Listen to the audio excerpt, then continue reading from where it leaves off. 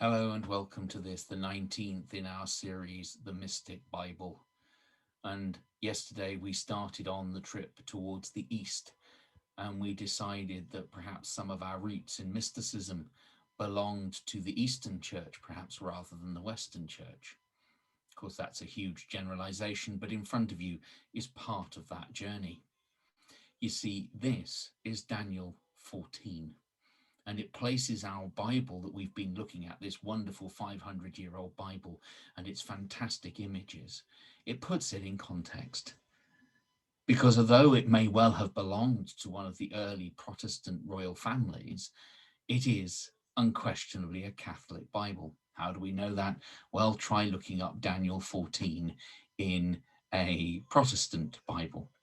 Daniel 14 is one of those chapters that perhaps was a little too on the mystic side for an emerging Western, rational, reasoned church that was looking for faith based in understanding, to quote Ansel. These images in front of us are the story of Daniel slaying a dragon, and the evidence that the dragon and some of the mysterious things that were happening were sort of being conjured up by the king. And it was part of the battle for Daniel to prove that his God, the true God, the God of Israel, was the one that they should all follow. He had to battle and defeat the ancient dragon. There are plenty of messages about faith conquering all in here, and the imagery takes us into some wonderful Romanesque architecture and some fantastic characters again. Welcome to the story, children and dogs. These are the families of the people who work in their place of worship. And the soldiers. It's a very earthy scene. Children and soldiers and pets, buildings, a town square.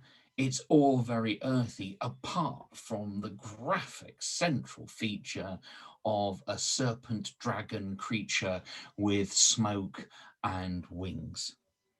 And as we've said before, the understanding of the mystic is that the supernatural exists at the same time and in the same place as the not so supernatural, the normal day-to-day life. A little bit of music that you could hear in the background was chanting from the Valam monastery and their night vigil. And we're going to go back to that as we close, and just to reflect on that inclusion or the exclusion of this story, because we are, as part of our process, looking at how we try to include the whole breadth of spiritual understanding.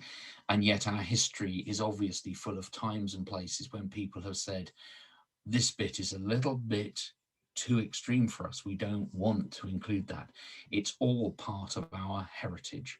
So thank you again for listening, and I hope you'll enjoy a little bit more chanting from Valam. Извести хлеб от земли, и вино веселит сердце человека, умастить лица елеем, и хлеб сердце человека укрепит. Насытятся древа польская, кедры ливанские, их же еси насадил. Там птицы вогнездятся, и роди его жилище предводительствует ими. Горы высокие еленем, камень прибежище заяцем. Сотворил есть луну во времена, солнце позна запад свой. Положил есть и тьму, и бысть ночь, в ней же пройдут все звери